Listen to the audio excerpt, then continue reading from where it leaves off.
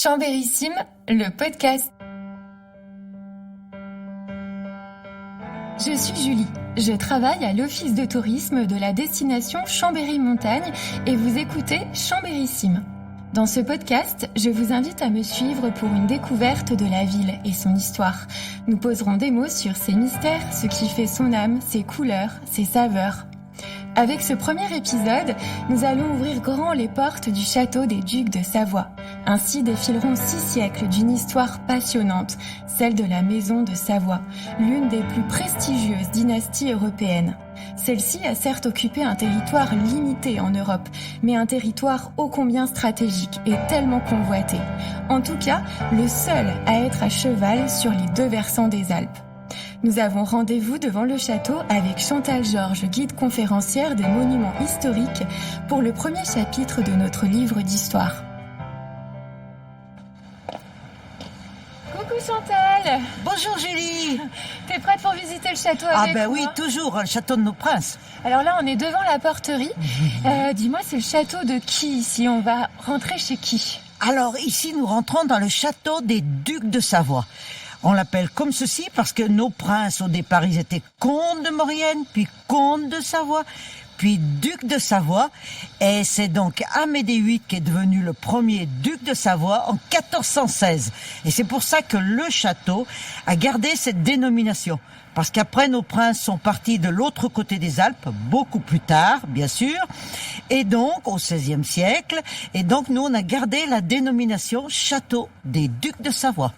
Donc ici, si j'ai bien compris, nous n'étions pas italiens, ni français d'ailleurs. On était savoyards. Ah oui, on n'était pas du tout italiens. C'est même le contraire. Les Italiens du Piémont, bien sûr, c'était pas l'Italie encore. Le Piémont, ce territoire appartenait aux États de Savoie. Donc nous n'avons jamais été italiens. Et ni français. Et encore moins français. On était un État autonome et souverain. Et on avait un État très moderne puisqu'on était à cheval sur les Alpes. On était le seul État à cheval sur les Alpes d'avoir des territoires d'un côté et de l'autre. Jusqu'en 1860, c'est ça? C'est ça, en 1860, nous devenons français, puisque nos princes étaient établis à Turin, bien sûr. Ils voulaient s'agrandir, ils avaient une vision politique extraordinaire. Du côté de la France, c'était difficile, puisque la France était déjà un grand pays. Et donc, voilà, nous avons voté et nous sommes devenus français. Chambérissime, le podcast. Nous allons rentrer dans le château. Allons-y. Prendre les clés, c'est bon? Oui, j'ai toutes les clés du château.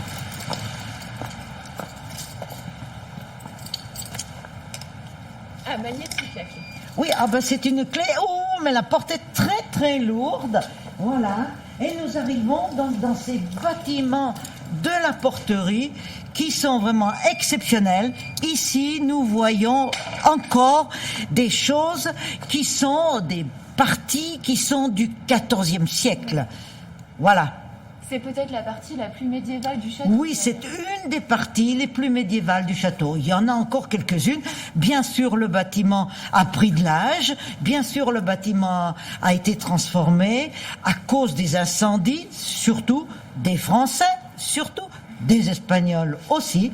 Et aujourd'hui, on a un château qui a différentes étapes de construction à partir du XIVe siècle, puisque donc ce château a été acheté à la fin du XIIIe. Donc nous avons des bâtiments du XIVe, du XVe, du XVIIe, du XIXe et même du XXe. Allez, c'est Voilà. parti. Et dis-moi Chantal, on a l'impression qu'il y a comme des enroulements. Et oui, alors là, nous avons un cadre avec des enroulements. Alors on se demande ce que ce sont ces enroulements. Eh bien, ce sont simplement les enroulements de la queue de la salamandre de François Ier. Et alors pourquoi François Ier ici? Eh bien, François Ier, premièrement, sa maman, c'était la fameuse Louise de Savoie, une grande princesse. Et puis, comme je vous l'ai dit, notre État était entre la France et l'autre côté le Saint-Empire. Et là, on avait opté pour le Saint-Empire et donc les Français nous ont envahis. On est envahis par les Français en 1563 et François Ier, ce grand prince, arrive et dans ce cadre, il y avait bien sûr le symbole de François Ier, c'est-à-dire la salamandre. Alors on voit plus la tête ni le corps, on voit juste l'extrémité. En fait, les troupes françaises occupent la Savoie de 1536 à 1559. Mais 1563 reste une date importante dans l'histoire de la maison de Savoie. Après l'invasion de François Ier, Chambéry, qui était jusqu'alors capitale des États de Savoie, est jugée trop proche de la France, trop accessible. Pour protéger la capitale, Turin lui est préférée car située sur l'autre versant des Alpes. Mais revenons à notre visite. Je demande à Chantal si l'entrée actuelle du château a toujours été l'entrée principale. Ça a toujours été l'entrée principale qui a été un peu modifiée au cours des temps, bien sûr, puisque auparavant, à l'entrée, nous avions un petit pont-levis, puis nous avions donc deux portes, une première porte devant, et ici se trouvait la herse, cette fameuse porte en bois et en fer que l'on montait et que l'on descendait. Donc aujourd'hui, la herse n'existe plus, mais on voit encore les rainures où on la montait, hein. Voilà, nous passons donc la herse. Chambérissime, le podcast. Alors ici nous traversons la cour du château et dans ce château nous avons la chance d'avoir le conseil départemental, c'est-à-dire anciennement conseil général, et la préfecture de l'autre côté. Alors ces bâtiments-là, ce sont des bâtiments, il y avait des bâtiments du XIVe siècle. Malheureusement, ces bâtiments du XIVe siècle vont être très endommagés, vont brûler. Une partie, ici la préfecture, par les Espagnols en 1743, c'était question d'alliance parce que notre État était entre la France, bien sûr, et le Saint-Empire romain germanique.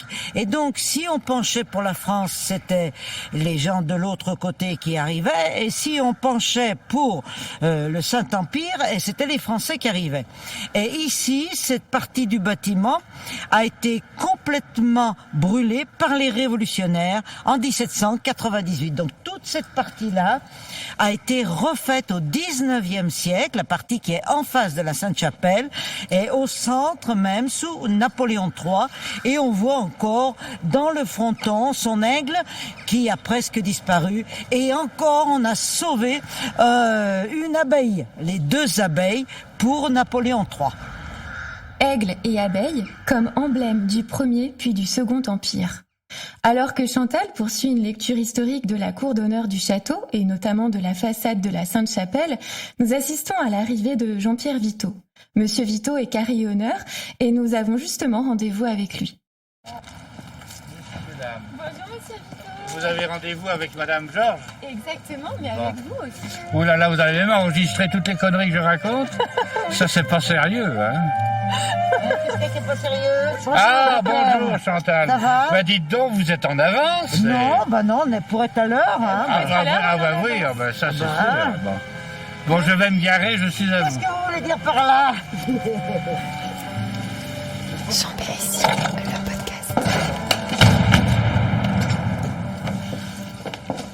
Alors, on est dans la Sainte-Chapelle? Et voilà, nous arrivons dans notre très célèbre Sainte-Chapelle de Chambéry. Et alors, pourquoi elle est sainte, cette chapelle? Elle est sainte parce que elle contenait, à l'intérieur, nous avons eu le plaisir et la joie d'avoir la plus grande relique de la chrétienté. C'est le Saint-Suaire. Le Saint-Suaire. Alors souvent on l'appelle le Saint-Suaire de Turin, mais c'est le Saint-Suaire de Chambéry tout d'abord. Parce que cette sainte relique, qui est très importante pour tous les catholiques du monde entier, a été achetée par la dynastie de Savoie. C'est ainsi que toute l'Europe se retrouvait ici en pèlerinage. Mais en 1578, le Saint-Suaire fait le voyage pour Turin. L'archevêque de Milan, alors très fatigué, souhaite se recueillir devant la relique. Pour lui éviter un voyage éprouvant, Emmanuel Philibert, alors duc de Savoie, fait venir le Saint-Suaire à Turin, jeune capitale des États de Savoie. Un aller sans retour.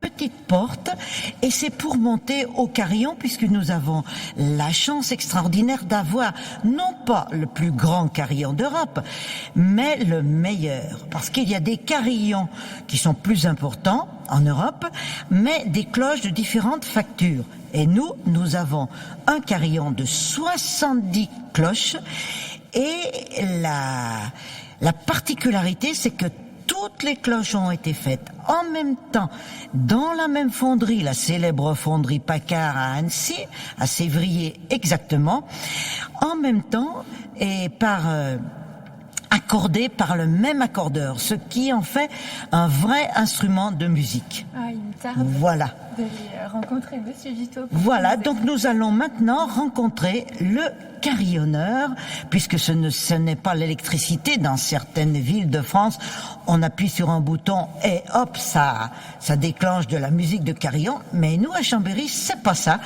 Eh bien, on monte et on a un vrai monsieur qui joue sur un vrai carillon. T'ouvres la voie ? Voilà, alors j'ouvre la porte. Il nous monte. Allez, je te suis, Chantal. Le carillon est installé dans la salle haute de la Tour Yolande. Nous gravissons les 85 marches du magnifique escalier à vis de cette tour élevée en 1470. Ça fait combien de temps que vous êtes carillonneur Je vais fêter mes 50 ans en 2024. On fera une fête, hein. 50 ans, le 17 juillet. J'ai joué la première fois le carillon, l'ancien carillon de Chambéry, le 17 juillet 1974. Voilà, donc ça commence à faire un bail, quoi. Et celui-ci, on va fêter ses 30 ans en 2023. 30 ans déjà, quand même, mine de rien. C'est dingue. On voit que vous êtes un petit peu essoufflé. Oui. C'est assez physique de jouer du carillon. Oui, c'est assez physique, puis en ce moment, j'ai quelques petits problèmes, donc voilà, quoi. Les années sont là, donc il faut en tenir compte. Mais au-delà des années, oui. Je pense que pour quiconque, j'ai l'impression qu'il faut quand même pas mal de force. C'est un peu physique, c'est-à-dire dès que vous commencez à jouer des mouvements un peu rapides, ce qui était un peu le cas là, donc effectivement il faut le souffle, quoi, il faut le souffle pour le faire. C'est comme toute activité physique, quoi. Parce que là c'est entièrement mécanique, hein. C'est-à-dire que c'est vous qui faites le son, c'est vous qui appuyez, qui tirez sur les battants. Et par exemple, quand on utilise les grosses cloches, la plus grosse cloche, le battant fait quand même 125 kilos. Alors, vous n'avez pas 125 kilos au bout de la touche, bien évidemment. Mais il y a quand même un certain poids. Donc, si vous voulez jouer vite, ça vous oblige à avoir plus d'énergie. Voilà, c'est un peu ça. Voilà. Et donc, 70 cloches. Pardon ? Il y a 70 cloches. Il y a 70 cloches, voilà, au total, oui. C'est un des plus grands du monde. Parce que, alors... Bon, ça c'est le classement international, j'y peux pas grand-chose, en tous les cas pour le moment, mais les carillons sont classés au nombre de cloches. Donc, au nombre de cloches, alors c'est un classement facile, j'en ai une de plus que mon voisin, donc je suis plus grand. Donc voilà, bon. Donc c'est un peu ça le truc.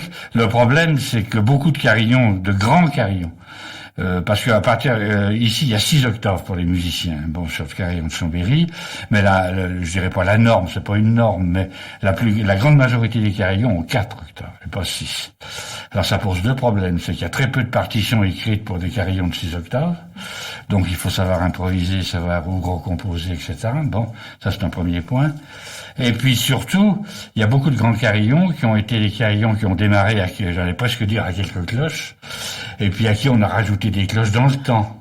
Seulement, c'est jamais le même fondeur qui a fait les extensions, etc., etc. Donc, on a des carillons qui ont beaucoup de cloches, mais sur le plan d'homogénéité du timbre, c'est catastrophique. C'est-à-dire que dès que vous changez d'octave, vous n'êtes plus dans le même monde. Alors, il y a quelque chose qui m'interpelle, c'est que les cloches qui sont derrière nous, elles ont une taille importante. Oui. Comment il a été possible de les amener ici? On est dans une tour.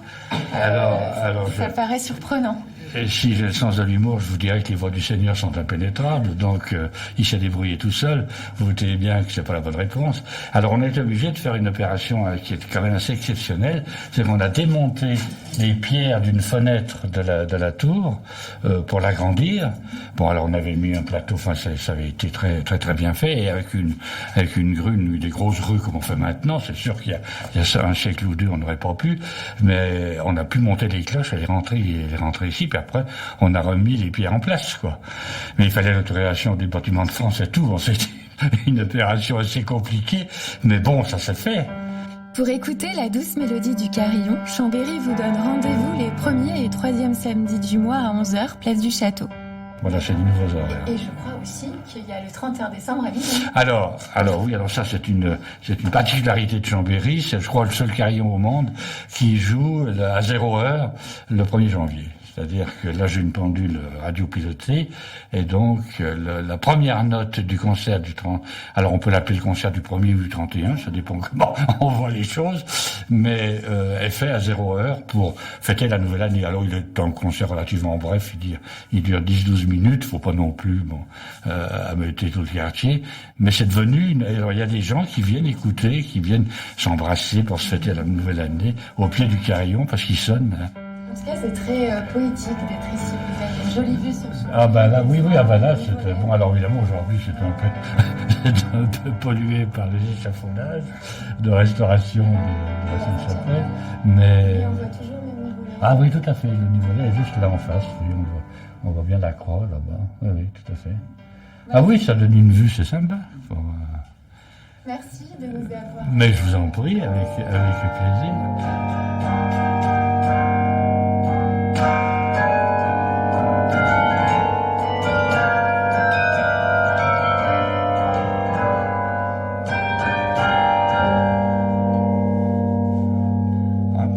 Moderne, voilà. Vous avez offert un joli concert à tout Chambéry. Oh. Chambérissime, le podcast. Alors, en parlant de ce château, donc je voudrais simplement dire, c'est que c'est un château extraordinaire puisqu'il n'est pas comme les autres châteaux. Tout ça, en Savoie et à Chambéry, tout est différent. Nous avons une histoire différente et nous avons un château différent puisque ce n'est pas un bâtiment, mais nous avons donc des tours qui sont reliées par des courtines, c'est-à-dire des corps de bâtiments. Et ça, c'est pas ordinaire. Et donc là, nous nous dirigeons vers le sommet de la tour de Mironde qui a perdu son toit en poivrière au cours des temps et lors des incendies.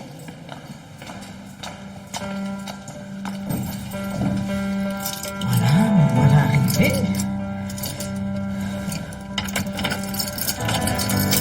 Et voilà.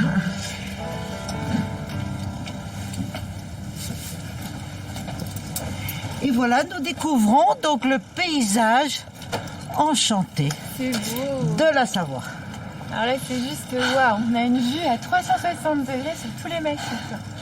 Alors de ce côté, nous voyons la tour des archives ou la tour du carrefour, l'emblème de Chambéry, avec sa petite échauguette. Nous tournons. Ici, nous avons le fabuleux Nivolet qui domine la ville et le massif des Bauges. Et non des Vosges. Et non des Vosges. Ici, nous avons les derniers contreforts du Jura, un peu dans la brume. Et on devine que le lac du Bourget est juste un peu... Voilà. Et un peu plus loin là-bas, nous devinons le lac du Bourget. Et si nous continuons,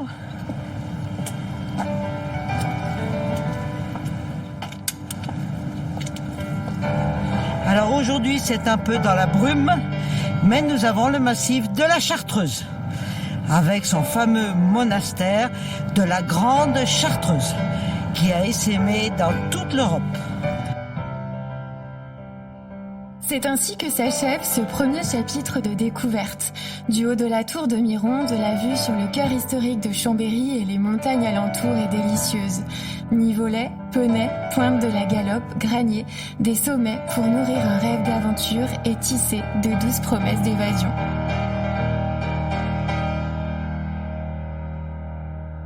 Chambérissime est un podcast Chambéry Montagne. Vous pouvez réécouter, podcaster cet épisode sur le site internet chambérymontagne.com et la page Facebook du même nom.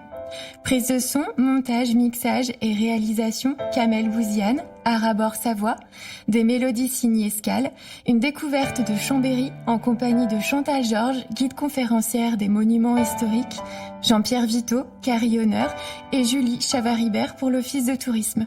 À bientôt pour de prochains épisodes. Chambérissime.